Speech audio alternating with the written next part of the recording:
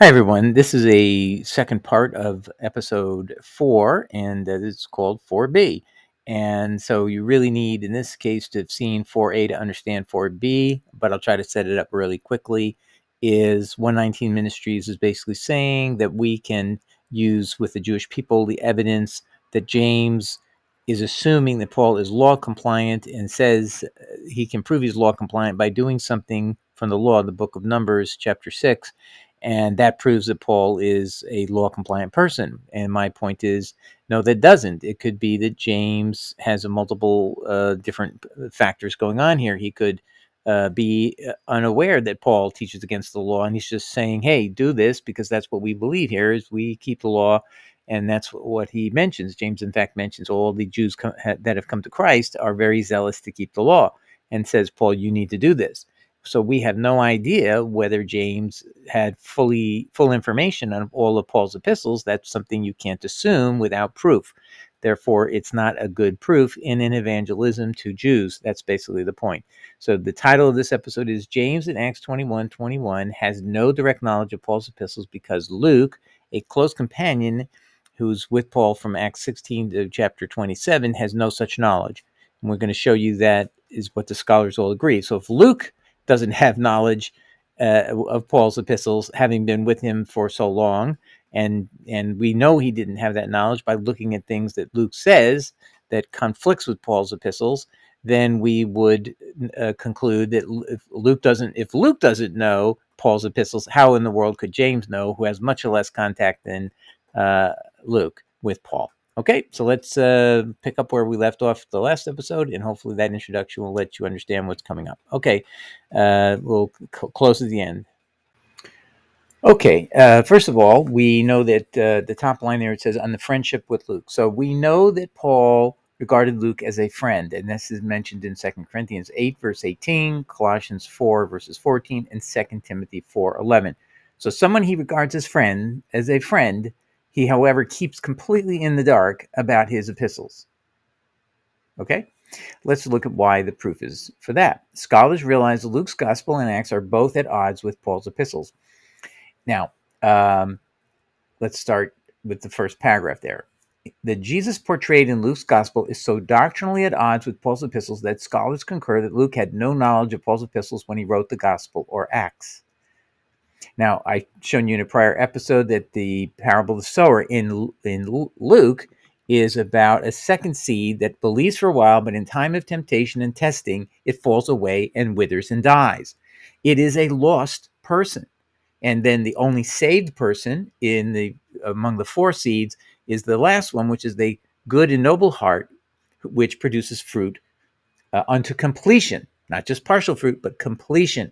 So you have Luke having a different gospel than Paul. He rejects faith alone. He does it again in Luke's unique parable of Zacchaeus, a lesson from Zacchaeus, who comes to Jesus and says, I'm a tax collector. I've stolen from people, but I'm going to repay 4 times everything I stole to my victims. Okay, and Jesus says, today salvation has come to this house. So what is the message of Luke there? Well, that is a salvation by works worthy of repentance. And also, he independently talks about justification in the parable of the tax collector and the publican, and the Pharisee. And so the Pharisee is complimenting himself that he fasts 3 times a week and other things that have nothing in the law that are mandatory. And yet the publican is pounding his chest and saying, oh, have mercy on me, Father in heaven above. And Jesus says, who goes home justified? The one who's congratulating himself on all the, his fasting, which isn't even a mandatory law to do, or what this guy is doing over here, the publican, he's repenting of his sin. He's changing his heart. Which one gets justified?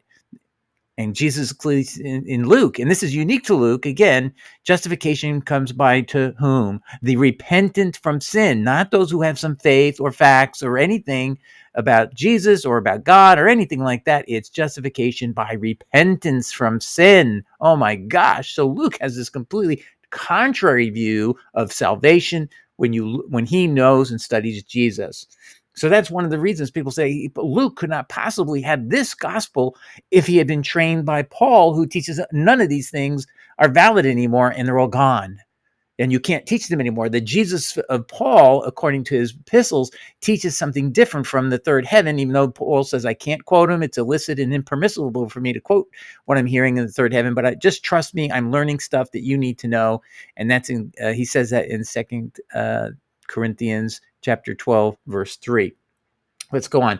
This discrepancies are either embarrassing to either Paul or Luke, depending on whom is responsible for the differences. So Luke, I believe, has the correct gospel of Jesus. He is actually confirmed by scholars in a book called the Hebrew, Matthew, and the Synoptic Tradition by Professor, as I remember, it's Edwards or Evans, where he points out that Luke's gospel is even closer than the gospel of Matthew to the original Hebrew gospel of Matthew, because of a lot of quotations that Luke uniquely matches to the Hebrew gospel of Matthew in its original quotations by others, and including by Jerome.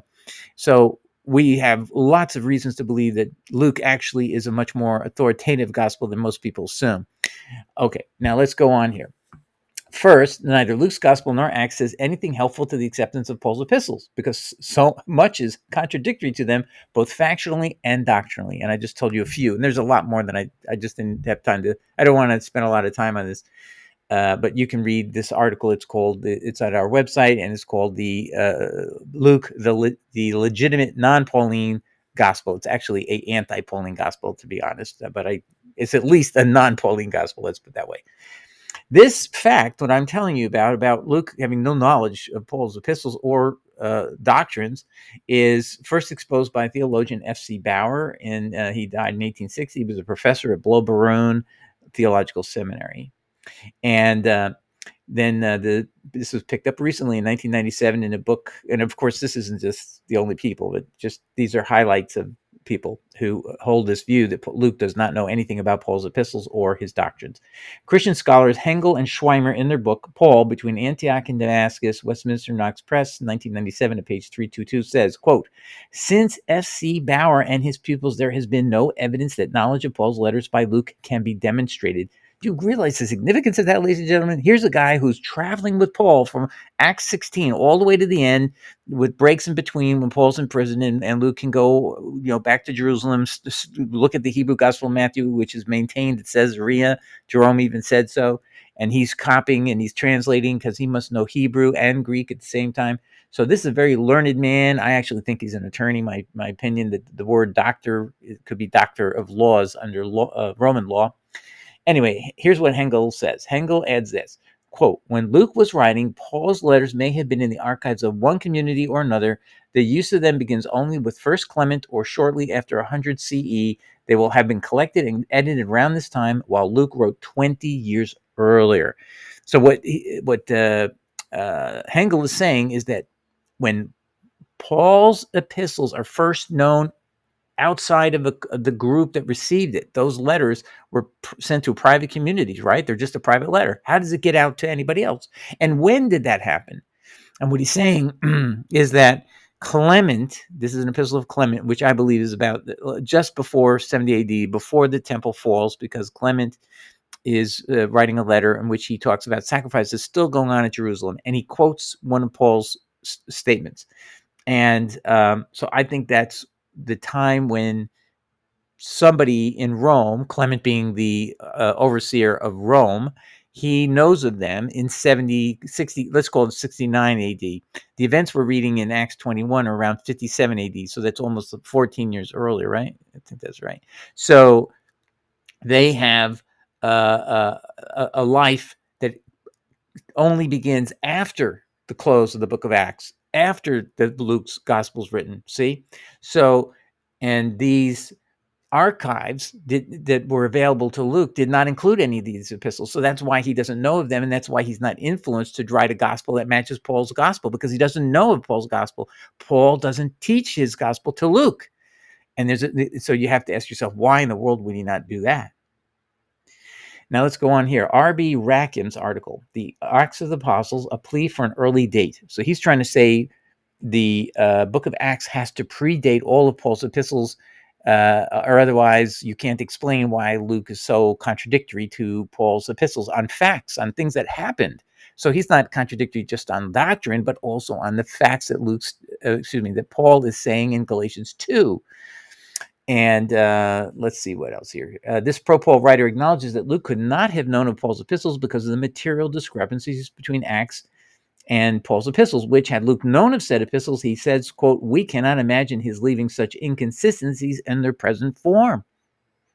I mean, I could just give you an example. Paul says, we did not submit for 1 hour to, when we were into Jerusalem, we didn't submit for 1 hour to the claim of anybody that a Gentile ever had to be circumcised. Now, Gentiles do have to be circumcised if they want to go to the temple. And it became a crucial problem that Paul did not tell Gentiles this very important command, apparently, and that's why his friend Trophimus violates the temple in Acts 21 and creates this whole problem of the temple being desecrated and abominated under God's eyes, which required the destruction of the temple. He said in Ezekiel, "If any Gentile comes into my temple uncircumcised, I will destroy my own temple." And God did that through the Romans in 70 AD.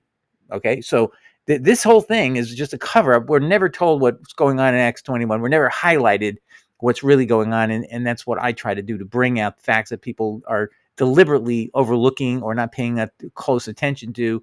And again, I'm trying to teach you skills that lawyers have. Every fact counts, every little detail. It could be one half a sentence.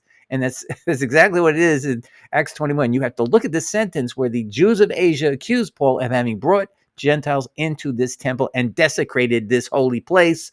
And then Trophimus is the key figure, his friend from Ephesus. So anyway, why would Luke do this? And now here's, by the way, the face page of the journal in which this article appeared. And I provide a link and a download link that you can read this in its original article form from 1900. Here is his statement. And I want you to hear this clearly so you can understand. If Luke, I'm going to say it again, if Luke doesn't know, and being an intimate friend and travel companion of Paul, does not know of Paul's epistles, then how in the world could James, who doesn't even have any contact with Paul except on these infrequent events of Acts 15 and Acts 21 and for brief periods of time, how in the world is he going to know anything about Paul's epistles if Luke doesn't know? So listen to this again. This is page 84 of that article. It is clear that the writer Luke has not used epistles of St. Paul as his authorities. They can be fitted in, but there was no special desire of illustrating or even harmonizing with them, meaning they're not consistent. This is evident from some apparent discrepancies. He's being nice because he's a pro-Paul person, but they're more than apparent. They're just obviously inconsistent statements. As I mentioned, Paul says, "I didn't submit for 1 hour to the circumcision command." I didn't follow up on my thought, because in Acts 16, one chapter after Acts 15, when he's in Jerusalem, still after the Jerusalem conference, he has Timothy circumcised. And he's telling the Galatians, I didn't do anything to submit for even 1 hour to the command that the Gentiles be circumcised. But then why did he himself personally circumcise Timothy? Do you see the incongruity? And that's what they're mostly leading to. That's the key example. Most people have to, they're just don't make sense. That Luke could say that, and then Paul could say, "We didn't submit for 1 hour." So is Paul lying or is Luke lying? Well, you have to decide based on other criteria whether Luke is ever deceptive and believes lying is good for the gospel, or does Paul believe lying is okay for the gospel? Well, Paul is clearly the one who says in Romans 3, verse 7, you can lie for the gospel. And why am I still a sinner if I lie for the good, spreading the truth of God's word? Anyway, if St. Luke wrote at a date when the epistles were the public property of the church and widely read, we cannot imagine his leaving such inconsistencies in their present form.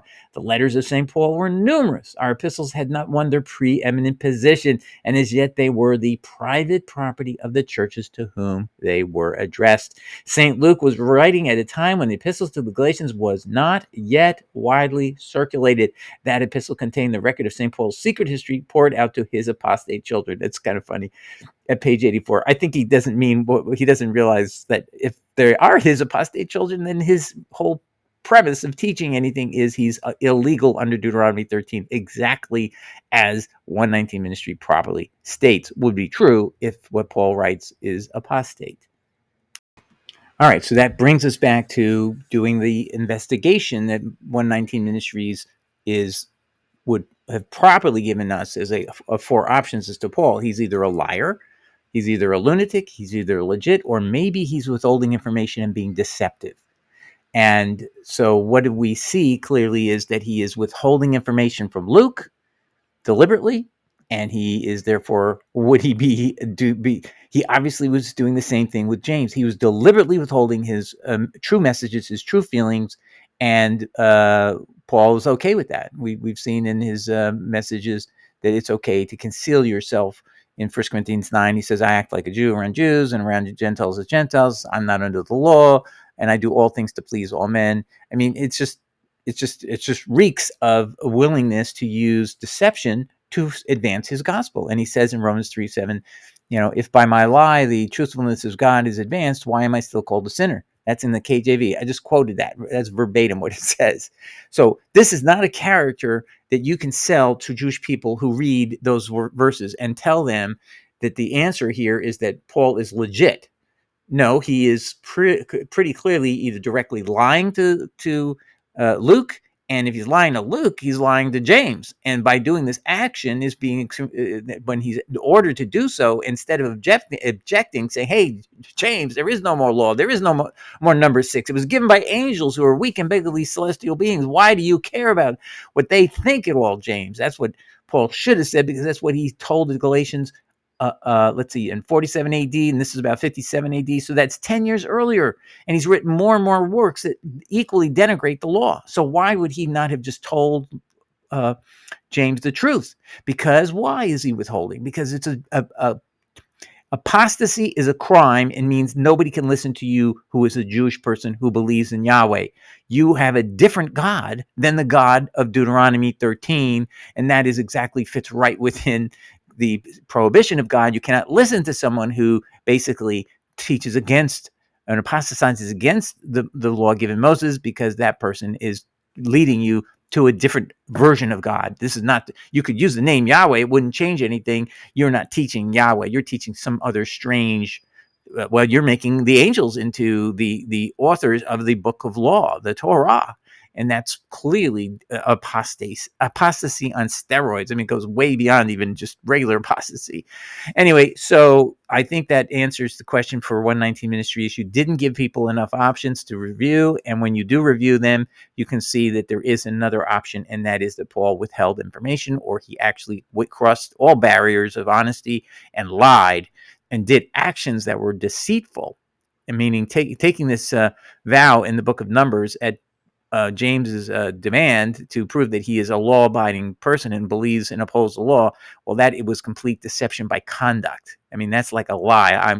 I believe in the law too. James is what he was affirming to James, and exactly that's what James wanted assurance from him for, and he is deceiving him, because we know what James couldn't know, what Luke didn't know, which is that Paul had denigrated and insulted the law as given by weak and beggarly angels in Galatians 3:19 and Galatians 4 verses 8 to 10, particularly in verse 9.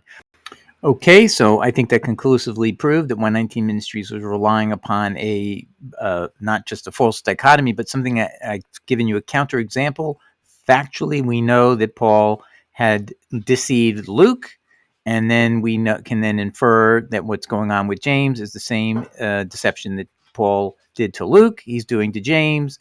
And therefore, if you were a Jewish person, you're trying to evangelize them, they're not dumb. You can't treat them like they can't investigate and find all this out, because right in the pages, I'm not pulling this out of the extra biblical material. This is people who have studied the Word of God, who've studied Acts, who've looked at Paul's writings, and they've seen exactly what's going on. Paul is not disclosing to Luke any of his true beliefs. He's not disclosing, therefore, any of his true beliefs to James. Therefore, Acts 21, verse 21 cannot be proof used to a Jewish person that Paul is a law-compliant person. And in fact, the counter evidence proves Paul is an apostate for sure, and therefore the whole premise of 119 Ministries was that the normal Christianity is presenting a version of Paul that makes him apostate, and therefore Jews would have to reject it. And 119 Ministry was hoping that the evidence would be strong enough to rebut that in all cases. And the answer to their problem is that's false, because in fact the opposite is true. Paul does in fact fit all the criteria of an apostate in his epistles, and he is provably demonstrably lying to James by taking this vow, when James is understood by him doing so that he was affirming that the law was still valid. And we know for a fact 100% that Paul did not believe that. That's not just in Galatians, that's in Corinthians, that's in Ephesians, that's in Colossians. It's also in Romans. We didn't go there yet. Maybe another episode on another topic. But anyway, I hope that helps everyone, and there will be more on our studies of is the strategy of 119 Ministries a good one? And so far we're seeing it's got so many holes that it is not a good way to evangelize Jewish people. The better way is to do a critique of Paul and find he's an apostate, put him off to the side, and then say, hey, Jesus is valid, follow Jesus, he's your sole pastor, he's your sole teacher, and that you'll have better luck. You should have better success with a Jewish person. All right, God bless everybody. Ciao, bye.